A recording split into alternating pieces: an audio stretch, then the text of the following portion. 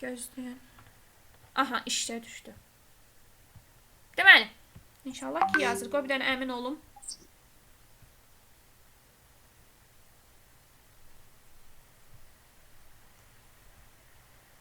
Əmin olum, sonra ona arxain olaram, o da yazmaz. Yazır. Deməli. İndi siz etkin. Deməli, uşaqlar, danışıram söz birləşməsindən. Yenidən izah edirəm, diqqətlə qulaq asın. Söz birləşməsi nəyə deyilir? İki və ya daha artıq sözün məna və qrammatik cəhətdən birləşməsinə söz birləşməsi deyilir. Amma iki söz dedikdə, deməli, iki söz dedikdə hər o götürdüyüm iki dənə sözü götürüm, tez mən bunu söz birləşməsi düzəldim, olmaz. Uşaqlar, bir mənalı olaraq yadınızda saxlayın ki, söz birləşməsinin tərəfində ən azı iki əsas nitq hissəsi iştirak etməlidir. Yaxşı, ən azı iki əsas nitq hissəsi iştirak etməlidir. Köməkçi nitq hissəsi söz birləşməsinin tərəfi ola bilməz. Tərkibində işlənə bilər, amma söz birləşməsinin tərəfi ola bilməz. Söz birləşməsinin tərəfi kimi ola bilməz. Məsəl üçün, deyirəm ki, sənə görə. Bax, bu söz birləşməsi sayılmır. Çünki bir tərəfi əsas nitq hissəsidir, bir tərəfi köməkçi nitq hissəsidir. Mən bunu götürə bilmərəm. Və yaxud da sənə görə oxumaq. Aha, mən bunu götürə bilərəm. Çünki tərkibində iki dənə əsas nitq hissəsi işlənib. Bura qədər aydın oldu.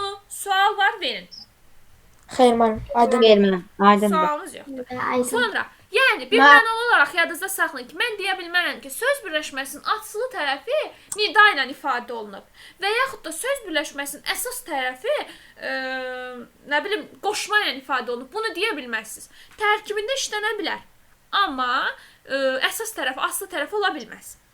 Müəllim, sənə görə yazası olsa, məsələn, bir variantda, biz həmin variant səhv olur da. O söz birləşməsi sayılır. Bəli, sənə görə, məsələn, variantda düşüb ki, söz birləşməsini müəyyənləşdirin. Sənə görə.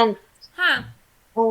Mən sən tutaq ki, sənə qarşı. Bu da sayılmır da. Bəli, sayılmır. Köməkçi nitq hissələrimiz hansılardır? Qoşma, bağlayıcı, ədat, modal sözlər, Ədat, nida. modal sözlər və Bunlar nida. söz birləşməsi. Elə bir belə yadınızda saxlayın da, əsas plus köməkçi olarsa bu söz birləşməsi sayılmayacaq. Mən bir şey soruşabilirim. Bəli. Mən sənə görə oxumaq var ya. O sayılır. Çünki tərkibində əsas, bax, belə eləyək də, düstur kimi belə yazım da sizə. Əsas plus köməkçi olarsa sayılmır söz birləşməsi. Mən onu demirəm. Deyirəm, əsas tərəfi, asıl tərəfini deyə bilərsən nədir? Deyəcəm də, gözlə.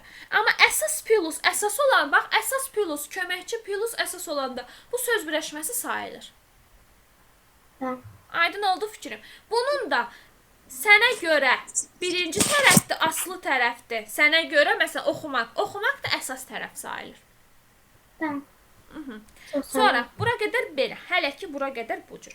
Sonra, söz birləşməsinin iki tərəfi var. Birinci tərəfinə biz deyirik aslı tərəf. İkinci tərəfinə deyirik əsas tərəf. Və əsas tərəfin ifadə vasitəsinə görə söz birləşməsinin iki növ var. İsmi birləşmələr, feili birləşmələr. İsmi birləşmələrin əsas tərəfi ifadə olunmalıdır. Yəni, ikinci tərəfi. İsim, sifət, say, əvəzlik zərflə ifadə olunmalıdır. Feili birləşmənin əsas tərəfi isə feilin təsriflənməyən forması ilə, yəni məstər, feil sifət, feili bağlama ilə ifadə olunmalıdır. Əgər səndən söz birləşməsinin növünü soruşarsa ki, məsələn, hansı cərgədə ismi birləşmə işlənib və yaxud da feili birləşmə işlənib, sən sorğusuz, sualsız o saat ikinci tərəfə baxmalısan, yəni əsas tərəfə baxmalısan.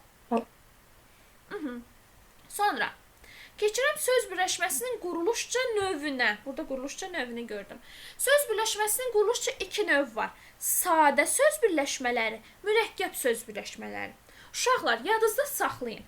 Əgər tərkibində iki əsas nitq hissəsi iştirak edərsə, bu sadə söz birləşməsi sayılacaq. Yox, 3 və daha artıq leksik mənalı, yəni 3 və daha artıq əsas nitq hissəsi iştirak eləyərsə, bu mürəkkəb sayılacaq. Deməli, belə deyirik. Tərkibində iki əsas nitq hissəsi. Bunu niyə vurğulayıram? İndi izah eləyəcəm. Tərkibində iki əsas nitq hissəsi olarsa, sadə söz birləşməsi götürəcəyik. Amma 3-dən çox nitq hissəsi olarsa, biz bunu mürəkkəb götürürük. Əsas nitq hissəsi olarsa mürəkkəb götürürük. Niyə? Baxın, Məsələn, sənə qarşı gəlmək. Burada belə baxanda 3 dənə nitq səsi iştirak eləyib də dostlar. Amma sən əvəzlikdir, qarşı qoşmadır, gəlmək də feildir. Mən sadə olur. Bu sadə olur. Niyə? Çünki tərkibində 2 dənə əsas nitq səsi işlənib, 1 dənə köməkçi nitq səsi var. Aydın oldu fikrim nə demək istəyirəm? Tərkibində 3 əsas nitq səsi iştirak eləməlidir ki, mürəkkəb olsun. 3 əsasa, bax bu nitq səsi məsələsinə diqqət eləyin. Amma məsələn deyə bilərəm ki, məsələn Zəhranın qırmızı qələmi. Qələm. Bu indi mürəkkəbdir. Bu indi mürəkkəb oldu. Çünki tərkibində 3 əsas nitq səsi Mənim 3 dənə əsas nitq səsi var. 3 dənə əsas nitq səsi. Ola bilər də. Əlbəttə ki 5, 6, məsələn deyirəm Zəhranın qırmızı, qara, yaşıl, sarı, palıd qələmləri. Mənim bəs mən orada var ya, yağış kəsiləndə. Orada mən feilin təsvirlənmə forması iştirak edirəm. Bəli, feili Burada birləşmə neçə sayılır. dənə əsas mən nitq Yağış səsi oldu? isimdir, kəsilmək feildir də.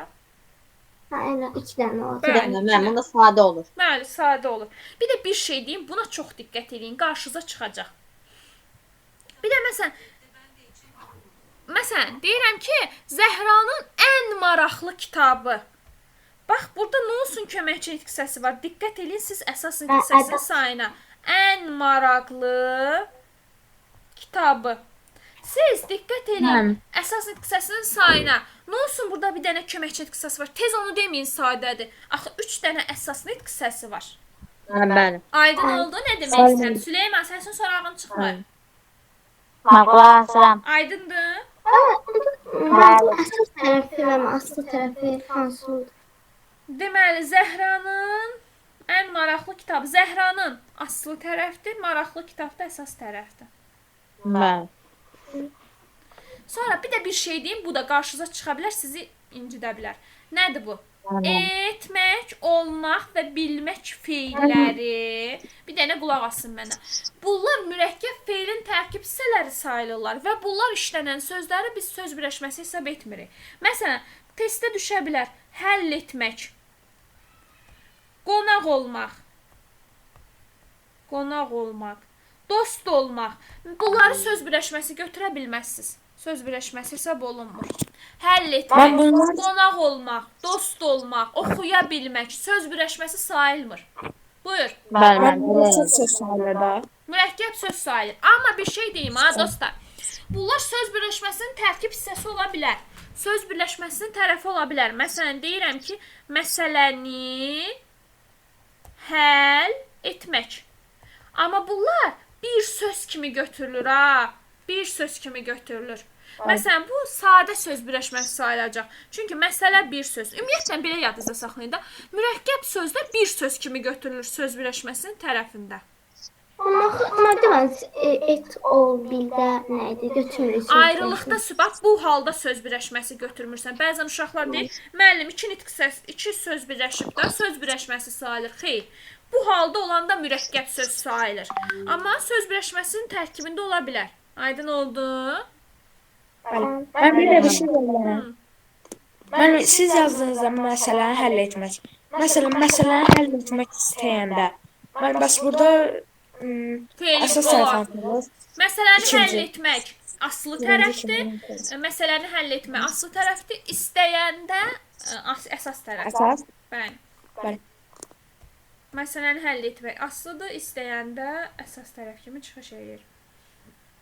Elə bil ki, söz birləşməsinin tərkibində olarsa, o gedə bilər, amma əslində həll etmək falan sayılmır. Aysən, qonaq olmaq, həll etmək, dost olmaq, kömək etmək, bunlar söz, belə bu tiplər söz birləşməsi sayılmır.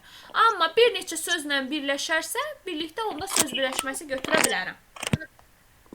Mən bəs siz ora bil yazdınız, müəllim. Ondan nə demək olur? Oxuya bilmək. Bu söz birləşməsinin qaydasını verirəm evə. İndi dərsin də video görüntüsünü aldım. Dərsin də görüntüsünü göndərdim.